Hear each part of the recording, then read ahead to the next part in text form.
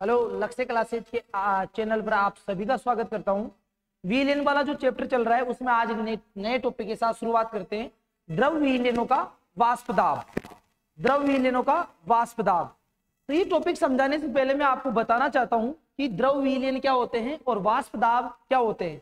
सबसे पहले अपन वाष्प दाब के बारे में बात करेंगे। तो वाष्प दाब को समझाने के लिए यहाँ देख रहा, ध्यान से डायग्राम बना रहा हूं और इस डायग्राम में मतलब एक बीकर लेते हैं और बीकर में क्या भर लिया बेटा, यहाँ पर एक द्रव भर लिया, जल भर लिया, द्रव भर लिया गया, जल भर लिया गया। तो ये जल भर लिया। अब एक्चुअली क्या होगा, जल की भौतिक अवस्था क्या होती है, द्रव होती है। तो अब अगर इस द्रव को गर्म करूंगा तो द्रव किस में बदलने लगेगा सर? द्रव बदलने लगेगा वाष्प में। किसके अंदर? वाष्प में बदलने लगेगा। और ये वाष्प ठंडी होगी तो किसके अंदर बदलने लगेगा? वापिस द्रव के अंदर बदलने लगेगा, मतलब जल के अंदर बदलने लगेगा। विलयन में एक समय ऐसा आ जाएगा जब द्रव से वाष्प बनने की दर, द्रव से वाष्प बनने की दर, वाष्प बनने की दर, द्रव से वाष्प बनने की दर और वाष्प से द्रव बनने की दर, द्रव बनने की दर क्या हो जाएगी? बराबर हो जाएगी। और इस चीज को क्या कहा जाता है? साम्य। क्या कहा जाता है? साम्य। जब अग्र अभिक्रिया और पश्च अभिक्रिया की दर क्या हो जाए? बराबर हो जाए, उस बात को क्या कहा जाता है बेटा? उस बात को साम्य कहा जाता है। क्या कहा जाता है? साम्य कहा जाता है। और साम्य से अब जो ये वाष्प बनी है, ये जो वाष्प बनी है, ये वाष्प इस जल के ऊपर क्या लगाएगी सर? एक दाब लगाएगी और उस दाब को क्या कहते हैं? वाष्प दाब कहते हैं। तो आज का जो टॉपिक है, और द्रव विलयनों में अभी बताता हूं मैं बात। पहले वाष्प दाब की परिभाषा में आपको लिखा देता हूं। वाष्प दाब, वाष्प दाब क्या हुआ? Vapour pressure. वेपर प्रेशर क्या हुआ? वेपर प्रेशर की डेफिनेशन की अगर बात करें तो क्या बताई जाएगी इसकी डेफिनेशन? कि साम्य अवस्था में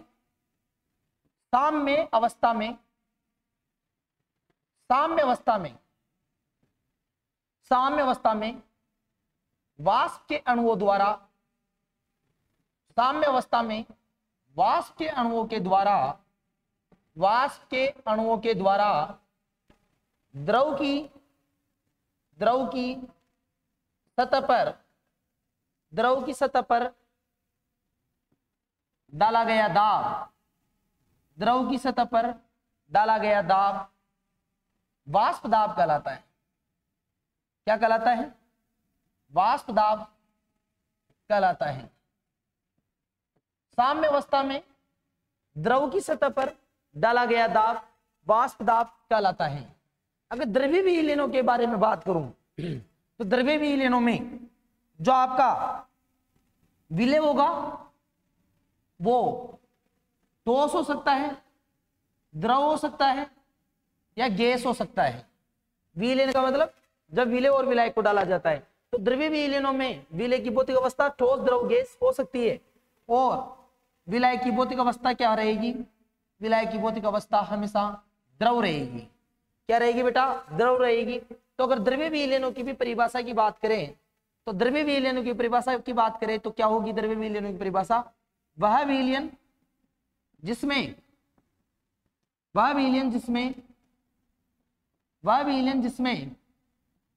विलायक की भौतिक अवस्था क्या हो? वह विलयन जिसमें विलायक की भौतिक अवस्था द्रव, विलायक की भौतिक अवस्था द्रव हो तथा विलय ठोस, द्रव, गैस, विलय ठोस, द्रव, गैस होता है तो ऐसा विलयन क्या कहलाता है? ऐसा विलयन द्रवीय विलयन कहलाता है। ऐसा विलयन क्या कहलाता है? द्रवीय विलयन कहलाता है। ऐसा विलयन क्या कहलाता है बेटा जी? द्रवीय विलयन कहलाता है। आपको समझाने की कोशिश करूंगा बेटा मैं। आज अपन पढ़ रहे थे द्रव विलयनों का वाष्प दाब। वाष्प दाब के बारे में मैंने आपको बताया कि द्रव से वाष्प और वाष्प से द्रव बनने की दर अगर बराबर हो जाती है उसको साम्य अवस्था बोलते हैं। और उस साम्य अवस्था में जब वाष्प नीचे की तरफ इसकी सतह पर दाब लगाएगी उसको वाष्प दाब कहेंगे। द्रवीय विलयनों में विलय ठोस द्रव गैस हो सकता है, विलय क्या हो सकता है, हमेशा द्रव होगा। मैंने वाष्प दाब की डेफिनेशन से आपको रूबरू करवा दिया कि साम्य अवस्था में वाष्प के अणुओं द्वारा द्रव की सतह पर डाला गया दाब क्या होगा, वाष्प दाब। और वह विलयन जिसमें विलायक की भौतिक अवस्था सदैव द्रव रहेगी और विलय ठोस द्रव गैस होता है तो ऐसा विलयन द्रवीय विलयन कहलाता है। अगर बात करूं द्रवीय विलयनों में दो प्रकार के विलयन पढ़ने वाले हैं। पहला जो विलयन है यहां पर पढ़ने वाले हैं वो है द्रव द्रव विलयन। फर्स्ट विलयन क्या पढ़ने वाले हैं, द्रव द्रव विलयन। सेकंड विलयन पढ़ने वाले हैं वो पढ़ने वाले बेटा अपन द्रव ठोस विलयन। द्रव ठोस विलयन, द्रव ठोस विलयन, दो प्रकार के विलयनों के बारे में बात करेंगे। एक द्रव द्रव विलयन के बारे में बात करेंगे और एक ठोस द्रव विलयन के बारे में यहां पर बात करेंगे। तो सबसे पहले आपको पढ़ाने जा रहा हूं बेटा द्रव द्रव विलयन। द्रव द्रव विलयन, अगर द्रव द्रव विलयन में बात करें, द्रव द्रव विलयन में भी बात करें तो द्रव द्रव विलयन में बेटा आपका जो विलय रहेगा, विलय वो द्रव रहेगा और विलायक भी क्या रहेगा, द्रव रहेगा। विलायक भी क्या रहेगा, द्रव रहेगा। तो वह विलयन जिसमें विलय की भौतिक अवस्था भी द्रव हो और विलायक की भौतिक अवस्था भी द्रव हो वो विलयन द्रव द्रवीय विलयन कहलाते हैं। इनके वाष्प दाब के बारे में पढ़ने जा रहे हैं। द्रवीय विलयनों के वाष्प दाब के बारे में मैं बताने वाला हूं। तो सबसे पहले यहां से एक नियम आता है राउल्ट का। राउल्ट का द्रव द्रव विलयनों के लिए, राउल्ट का द्रव द्रव विलयनों के लिए, द्रव द्रव विलयनों के लिए, द्रव द्रव विलयनों के लिए राउल्ट का नियम यहां से पढ़ाया जाएगा आपको। द्रव द्रव विलयनों के लिए, द्रव द्रव विलयनों के लिए, द्रव द्रव विलयनों के लिए राउल्ट का नियम, राउल्ट का नियम, द्रव द्रव विलयनों के लिए राउल्ट का नियम। यहां से मैं बताना चाहता हूं आपको कि द्रव द्रव विलयनों के लिए राउल्ट का नियम क्या होगा। थोड़ा सा ध्यान से देखना। जैसे यहां पर मैंने एक बीकर लिया और बीकर में यहां पर विलायक के तौर पे क्या ले लिया बेटा, एक पदार्थ लिया और उस पदार्थ का नाम है ए, ये जो कि आपका विलय है। और एक और इसमें पदार्थ डाला बी पदार्थ, वो आपका विलायक हो। या उल्टा कर लो, एक को आप क्या बोल सकते हो, एक को आप विलायक बोल लो और बी को आप विलय बोल लो। अब दोनों द्रव है तो दोनों वाष्प बनाएंगे, तो मतलब इनका वाष्प दाब भी होगा और आंशिक दाब भी होगा। तो राउल्ट का नियम क्या कहते हैं कि सर्वप्रथम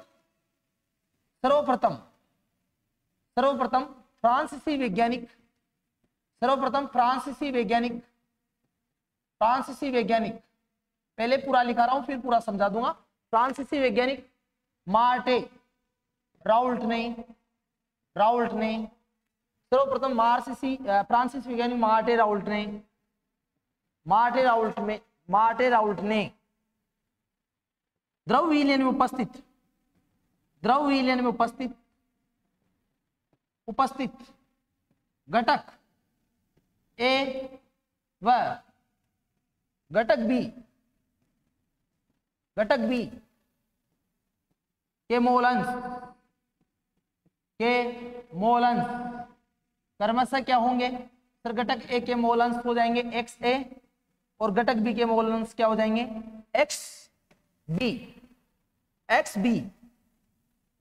XB के मध्य कौन सा संबंध दिया, XB के मध्य मात्रात्मक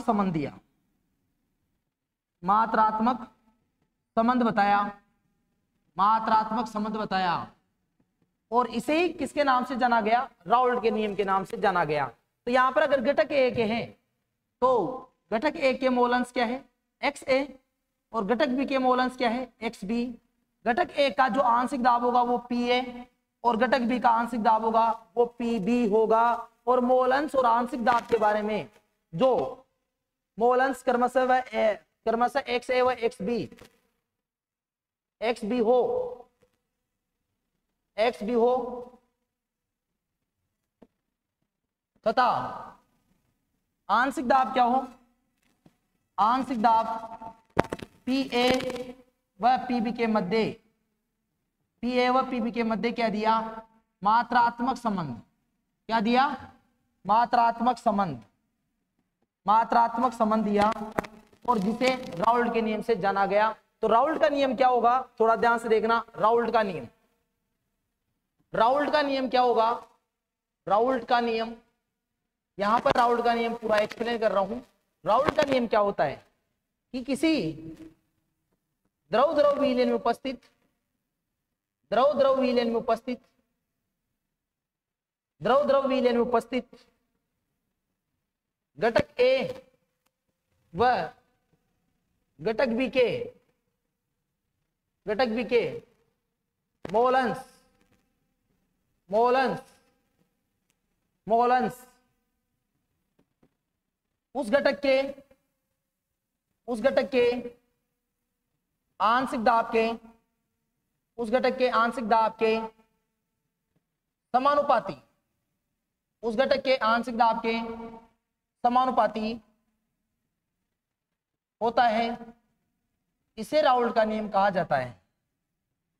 इसे क्या कहा जाता है, राउल्ट का नियम कहा जाता है, इसे राउल्ट का नियम कहा जाता है। इधर ध्यान से देखो बेटा, राउल्ट क्या कहता है कि किसी विलयन में जो घटक ए है, तो घटक ए का जो आंशिक दाब होगा वो घटक ए के मोलंस के समानुपाती होगा, घटक बी का जो आंशिक दाब होगा वो घटक बी के मोलंस के समानुपाती होगा।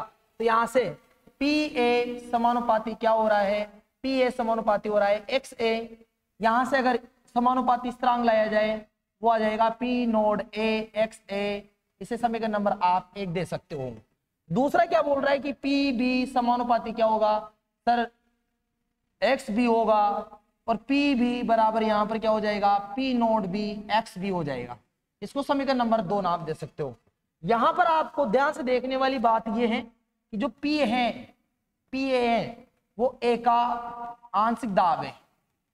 पी ए क्या है बेटा, ए का आंशिक दाब।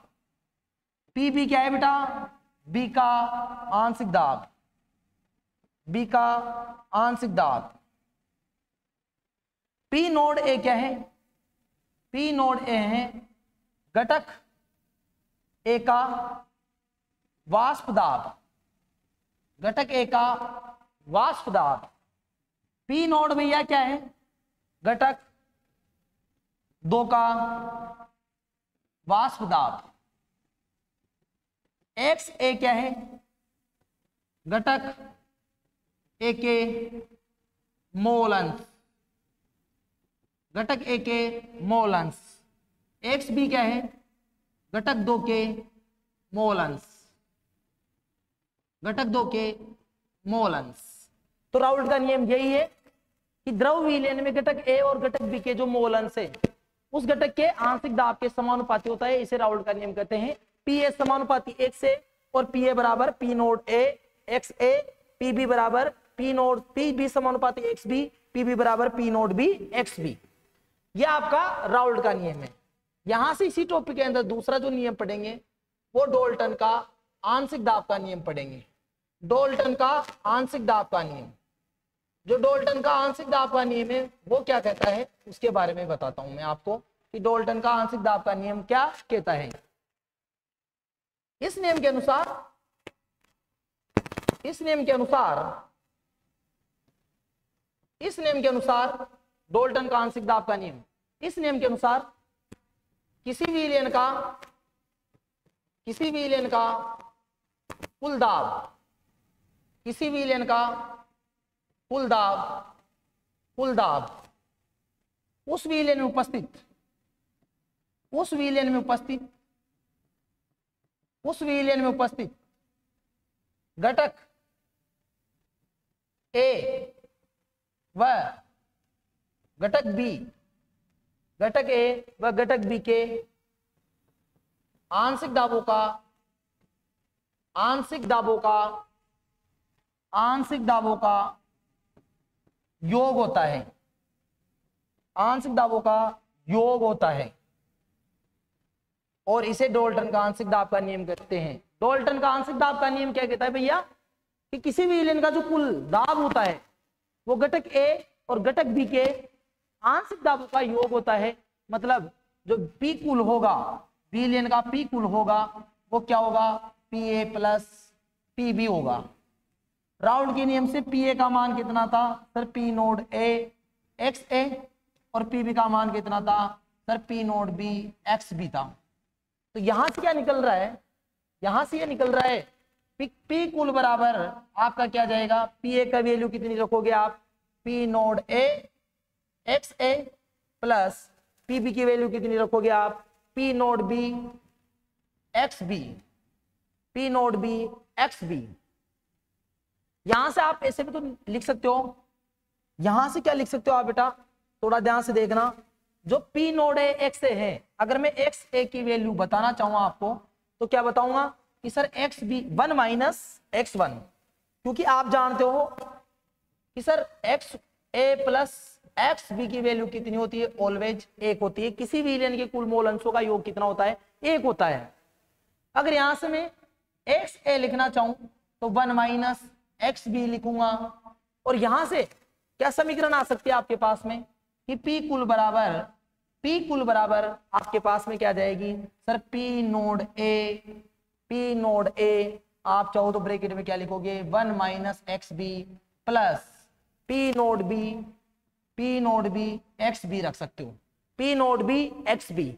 इसी समीकरण को अगर आगे लिखना चाहो तो आप ऐसे भी लिख सकते हो, पी कुल बराबर क्या लिख सकते हो बेटा आप यहाँ पर, पी नोड ए, ये जो प्लस का साइन है वो यहां लगा सकता हूं मैं, पी नोड ए प्लस क्या लिखोगे ब्रैकेट में, ये पी नोड ए माइनस, इसको खोल सकते हो आप जानबूझ के यहां पर खोल सकते हो चाहो तो आप, कि P node A minus P node A X B plus P node B X B, P node B X B.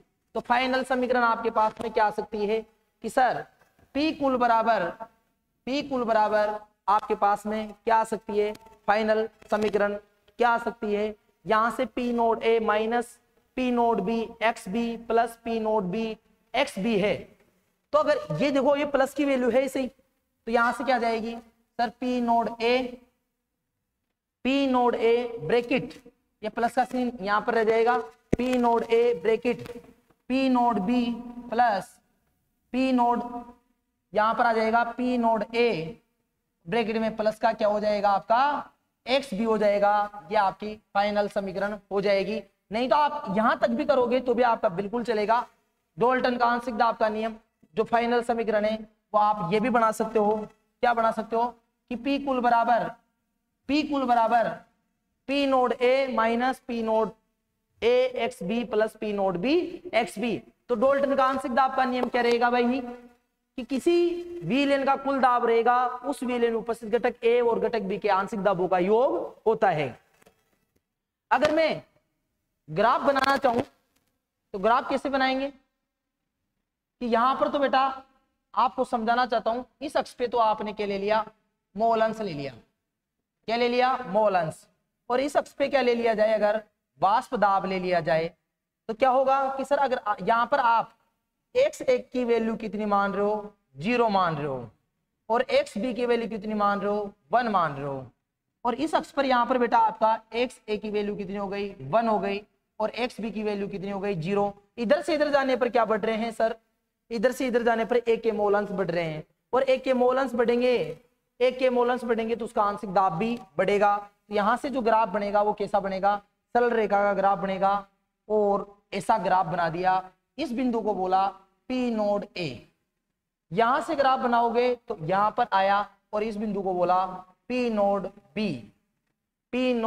B, और इन दोनों को मिलाने पर विलयन का कुल वाष्प दाब मिल गया। वो क्या आया, पी कुल बराबर आया sir ji P A plus P two P B, P A plus P B, या उसको आप बोल सकते हो पी कुल बराबर P node A X A plus P node B X B. यहां पर जो पी बी है, ये जो पी नोड बी है, ये पी नोड बी है, ये क्या है बेटा, अधिकतम वाष्प, सॉरी ये पी नोड बी है, वो क्या है बेटा, आपका न्यूनतम वाष्प दाब। क्या है विलयन का न्यूनतम वाष्प दाब। और पी नोड ए है वो विलयन का क्या है, अधिकतम वाष्प दाब। अधिकतम वाष्प दाब मतलब यहां पर एक चीज तो निकल के आ गई कि सर पी नोड बी है वो ज्यादा है किससे, पी नोड ए से। इसका कारण क्या है, क्योंकि बेटा यहां पर जो आपका एक्स बी है उसकी वैल्यू ज्यादा है किसकी तुलना में, एक्स ए की तुलना में। तो आप भी जानते हो अगर मोल अंश ज्यादा होंगे तो वाष्प दाब भी ज्यादा होगा। ये आपका डाल्टन का आंशिक दाब का नियम। और ये बेटा आदर्श विलयनों के लिए ग्राफ है। तो डाल्टन का आंशिक दाब का नियम क्या कहता है, इस नियम के अनुसार किसी विलयन का जो कुल वाष्प दाब होगा उस विलयन में उपस्थित घटक ए और घटक बी के आंशिक दाबों का क्या होता है, योग होता है। क्या होता है बेटा जी, आंशिक दाबों का योग होता है। पी कुल बराबर P A plus P B, P A बराबर P node A X A, P B बराबर P node B X B. और इस प्रकार आपका पी कुल बराबर P node X A plus P node X B. और इस प्रकार आपको डेरिवेशन बताई गई और आपका ये ग्राफ बताया गया जहां पर पी नोड बी न्यूनतम वाष्प दाब और पी नोड ए अधिकतम वाष्प दाब है। इसका रीजन है एक्स बी ज्यादा है किससे, एक्स ए से। नेक्स्ट टॉपिक की तरफ चलते हैं। दूसरा जो विलयन होगा वो विलयन होगा ठोस द्रव विलयन। ठोस द्रव विलयन। ठोस द्रव विलयन में जो आपका विलय होगा, विलय वो होगा ठोस, मतलब ठोस भी कैसा, अवाष्पशील ठोस। अवाष्पशील ठोस विलय होगा वो आपका अवाष्पशील ठोस होगा। उदाहरण जैसे अवाष्पशील ठोसों के यूरिया हो गया, ग्लूकोज हो गया, प्रोटीन हो गया, यूरिया हो गया, ग्लूकोज हो गया, प्रोटीन हो गया, सुक्रोज हो गया, यूरिया ग्लूकोज प्रोटीन सुक्रोज हो गया, या आपके अवाष्पशील एस कार्बिकमल हो गया, एस कार्बिकमल, एस कार्बिकमल, या आपके अवाष्पशील ठोस से। ये आयोडीन हो गया, आयोडीन, आयोडीन हो गया I2, यह आपका अवाष्पशील ठोस है। जो यहां पर विलायक होंगे वो विलायक क्या होंगे आपके, वाष्पशील द्रव होगा। वाष्पशील द्रव जैसे आपका जल हो गया व द्रव कार्बन डाइसल्फाइड, द्रव कार्बन डाइसल्फाइड। तो अगर डेफिनेशन आप समझ ही गए होंगे ठोस द्रव विलयन की क्या होगी। उदाहरण के तौर पे इसका उदाहरण बता देता हूं मैं। जैसे अवाष्पशील, अवाष्पशील, अवाष्पशील ठोस विलय, अवाष्पशील ठोस विलय ग्लूकोज, ग्लूकोज, यूरिया, सुक्रोज का, सुक्रोज का जल में विलयन, सुक्रोज का जल में विलयन। और दूसरा क्या हो जाएगा कि सर आयोडीन का, आयोडीन का CH2 द्रव कार्बन डाइसल्फाइड में विलयन, द्रव कार्बन डाइसल्फाइड में, द्रव कार्बन डाइसल्फाइड में विलयन, विलयन, द्रव कार्बन डाइसल्फाइड में विलयन। Urea glucose, urea glucose sucrose का जल में विलयन, अवाष्पशील ठोस उसका ठोस द्रव विलयन का उदाहरण। और आयोडीन का द्रव कार्बन डाइसल्फाइड में विलयन, ये भी ठोस द्रव विलयन का उदाहरण है। अगर बातें करें तो क्या बात होगी बेटा कि अवाष्पशील ठोस की तो वाष्प बनती नहीं है। तो बेटा जब क्या होता है शुद्ध विलायक में, जब शुद्ध विलायक में, शुद्ध विलायक में, जब शुद्ध विलायक में अवाष्पशील ठोस को, अवाष्पशील ठोस को, शुद्ध विलायक में अवाष्पशील ठोस को मिलाया जाता है, शुद्ध विलायक में अवाष्पशील ठोस को मिलाया जाता है, तो विलयन की सतह पर, विलयन की सतह पर, विलयन की सतह पर विलय एवं विलायक दोनों के अणु, विलेय एवं विलायक दोनों के अणु, विलेय एवं विलायक दोनों के अणु उपस्थित होते हैं, जबकि शुद्ध विलायक में केवल विलायक के अणु होते हैं, शुद्ध विलायक में केवल विलायक के अणु होते हैं।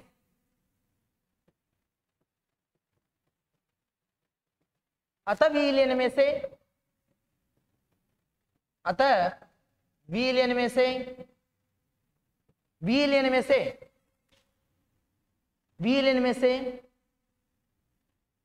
विलायक पलायन करने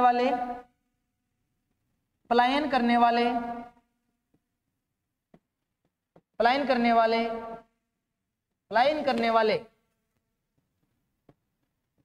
विलायक अणुओं की संख्या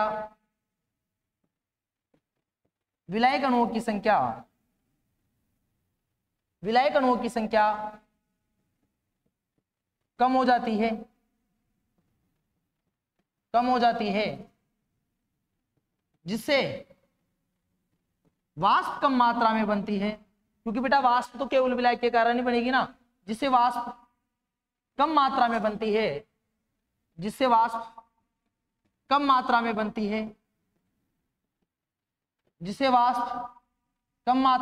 है, अतः विलयन में उपस्थित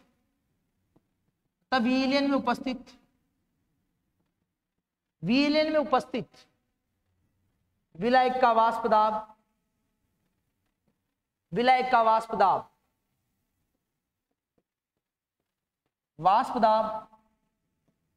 शुद्ध विलायक की तुलना में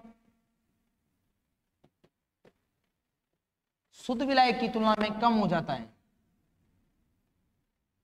शुद्ध विलायक की तुलना में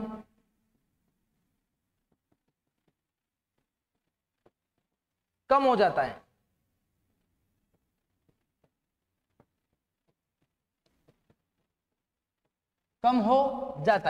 तो बेटा जो विलयन होता है उसमें विलेय और विलायक दोनों के अणु होते हैं, और शुद्ध विलायक में केवल किसके अणु होते हैं? सर विलायक के अणु होते हैं। एक बात बताओ, विलयन की सतह पर विलेय भी होगा और विलायक भी होगा, तो वाष्प कम मात्रा में बनेगी विलयन के अंदर।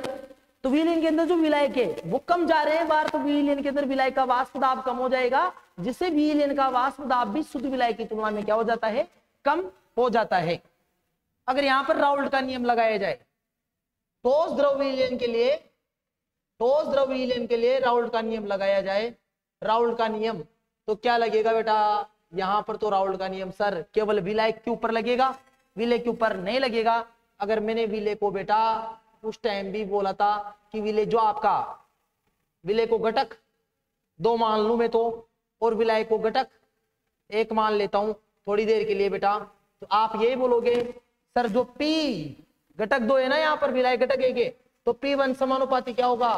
सर x1 होता है, और P1 समानुपाती x1 होता है, तो P1 बराबर क्या हो जाएगा? सर P01 x1 हो जाएगा, P01 x1 हो जाएगा। ये ठोस द्रव विलयन के लिए राउल्ट का नियम लग रहा है। यहां से अगर ग्राफ बनाना चाहूंगा मैं, तो यहाँ पर मोल अंश लूंगा, मोल अंश, चूंकि समानुपाती का ग्राफ है y बराबर mx+c का फॉर्मूला यहाँ पर लगेगा।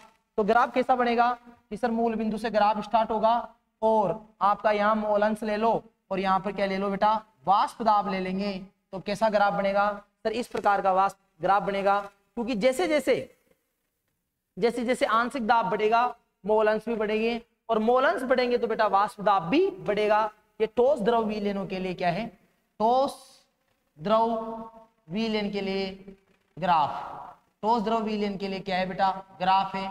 और इस ग्राफ की सहायता से आप समझ सकते हो कि ठोस द्रव विलयनों में जो वाष्प होती है, जो वाष्प दाब होता है, वो केवल विलायक के कारण होता है, विलेय के कारण नहीं होती है। एक इंपॉर्टेंट बात और बताने जा रहा हूं मैं यहाँ पर बेटा, जो वाष्प दाब होता है, वाष्प दाब केवल विलेय की मात्रा पर विलय की मात्रा पर निर्भर करेगा, विलय की मात्रा पर निर्भर करता है, विलय की मात्रा पर निर्भर करता है, विलय की प्रकृति पर नहीं, विलय की प्रकृति पर नहीं। वाष्प दाब केवल विलय की मात्रा पर निर्भर करेगा, विलय की प्रकृति पर नहीं। इसका एग्जाम्पल मैं आपको बताना चाहूंगा। एग्जाम्पल जैसे आप समझना चाहो कि 1 किलोग्राम जल में, 1 किलोग्राम जल में 1 मोल सुक्रोज मिलाने पर, सुक्रोज मिलाने पर, अब सुक्रोज मिला दी तो शुद्ध जल का वाष्प दाब तो घटेगा ही सही। 1 मोल सुक्रोज मिलाने पर जल के वाष्प दाब में, जल के वाष्प दाब में उतनी ही कमी होगी, उतनी ही कमी होगी, उतनी ही कमी होगी जितनी 1 मोल यूरिया मिलाने पर होती है। 1 मोल यूरिया मिलाने पर होती है, 1 मोल यूरिया मिलाने पर होती है। तो मतलब वाष्प दाब कम तो होगा विलयन का शुद्ध विलय की तुलना में, लेकिन सुक्रोज मिलाओ 1 मोल और 1 मोल यूरिया मिलाओ तो जो जल के वाष्प दाब में कमी आएगी वो बराबर आएगी। तो बेटा आज का ये लेक्चर था मेरा द्रव विलयनों के बारे में, द्रव द्रव विलयन और ठोस द्रव विलयन पूरा समझा देता हूं, एक बार दोबारा ध्यान से देख लेना। यहां से अपने टॉपिक की स्टार्ट हुई थी, यहां से द्रव द्रव विलयन क्या होते हैं कि सर द्रव से वाष्प बनने की दर और वाष्प से द्रव बनने की दर बराबर हो जाती है, उस अवस्था को साम्य अवस्था कहते हैं। और सर ऐसे विलयनों में ठोस द्रव गैस विलय होता है और विलायक हमेशा द्रव होता है। वाष्प दाब से साम्य अवस्था में वाष्प के अणु द्वारा द्रव की सतह पर डाला गया जो दाब होता है वो वाष्प दाब कहलाता है। क्यों भाई? और वह विलयन जिसमें विलायक की भौतिक अवस्था द्रव तथा विलय ठोस द्रव गैस होता है वो कौन सा विलयन कहलाता है आपका? वो आपका द्रवीय विलयन कहलाता है। एक विलयन था आपका, एक विलयन था आपका बेटा कौन सा? द्रव ठोस विलयन, द्रव ठोस विलयन जिसमें विलायक द्रव है और विलय ठोस है। फिर मैंने आपको बताया द्रव द्रव विलयन की परिभाषा बताई, और सर्वप्रथम जो फ्रांसीसी वैज्ञानिक राउल्ट ने, उन्होंने ये बताया कि अगर किसी विलयन में 2 घटक है, घटक 1 और घटक 2, तो उनका जो वाष्प दाब होगा वो क्या होगा? उनके मोल अंश, सॉरी उनका जो आंशिक दाब होगा उनके मोल अंश के समानुपाती होगा। तो यहाँ से राउल्ट का नियम पूरा समझाया कि द्रव द्रव विलयन में घटक ए और घटक बी के मोल अंश उस घटक के आंशिक दाब के समानुपाती होते हैं। राउल्ट का नियम है पी ए समानुपाती 1 से, पी ए बराबर पी नोड एक्स है, पी बी बराबर पी बी समानुपाती एक्स बी, पी बी बराबर P node B X B.